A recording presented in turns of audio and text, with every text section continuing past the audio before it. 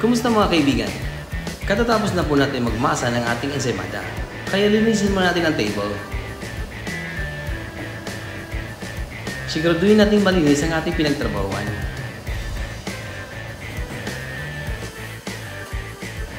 Natapos natin paasahin ang ating ensaymada. Ready for bake na din ito. At yung oven is naka-preheat na. Right. Saksak na natin dyan 3 tray.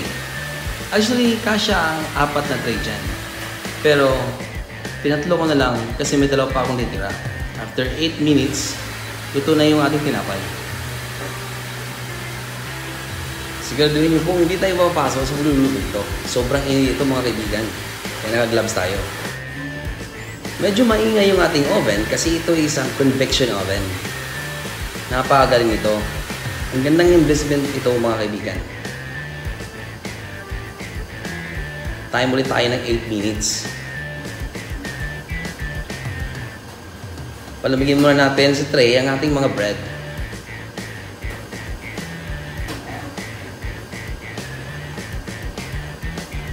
Colorful yung gloves natin mga kaibigan. Huwag natin isasarado. Luto na rin ang second batch natin. Yan. Lagay lang sa ating table. Yan yung result. Napaka-soft yan mga insan. Dito, isa-isahin natin tanggalin sa tray. Kasi medyo dumikit to pagkatapos lutuin. Kunting push lang para hindi masira yung tinapay. Siguraduhin natin na naka-gloves tayo para malinis ang ating kinakain. Yan.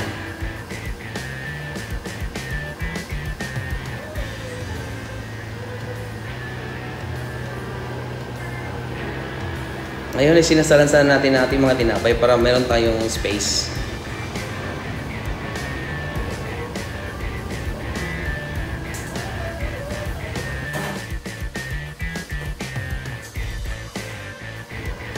Lagay natin yung ibang tinapay sa tray.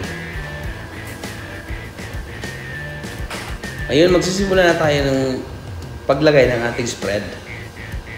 Tayo lang din gumawa ng spread na to. Mixture natin to.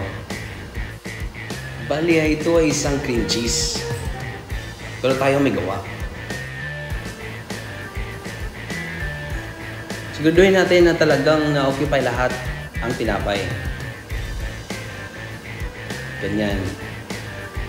Lahat ng edges, except lang sa bottom. Di ba mukhang masarap na? Siguro ko sa inyo na masarap talaga ito mga kaibigan. Sa isang batch naman, ibang buttercream naman to. Kasi meron tayong 2 option. Pero cream cheese pa rin yan, ibang version. Dito, naglagay na tayo ng parmesan cheese. I-dip lang natin dyan. Siguraduhin natin na-coat natin na maigi ang tinapay. Di ba natatakam ka? Napakasarap nito.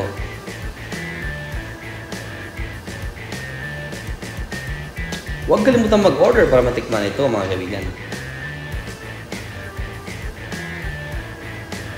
Lumalaban to sa mga sikat na brand. Pangako.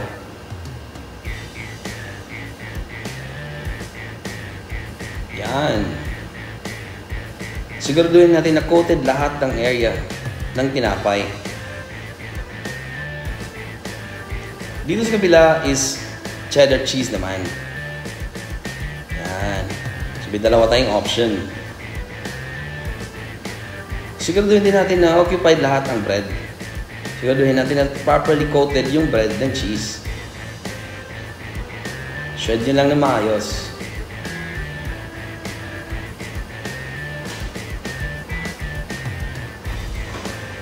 Ang sarap.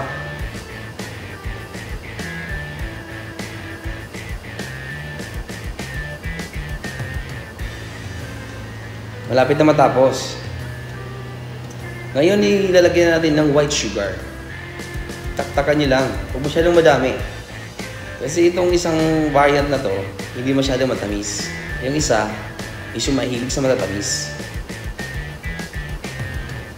Yan. Whoop. Sumayaw pa. Tapos na mga kaibigan. Ready na yang i-box. Lagyan muna natin sa tray rack.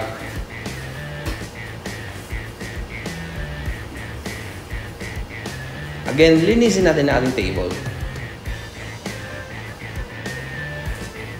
Yan na nga, ipabox na nga natin to. Bali, box of 12 nga pala to. So, 6 pieces each ang ilalagay natin sa every box.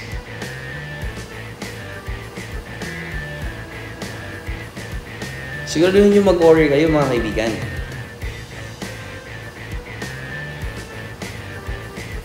Yan. Perfect ito sa pangregalo. At kung gusto nyo talaga ang tinapay, lalo na ang ensaymada, try nyo to. Mura lang. Box of 6 is only 300 pesos. Box of 12 is only 580 pesos. Saan ka pa? Delivery by Lalamove, kaibigan. Andito kami ngayon sa Makati, sa Barangay Rizal, Daffodil Street. Malapit na matapos ng video na to. Siguro mag-follow ka. Paki-share na rin ang video na to. Salamat!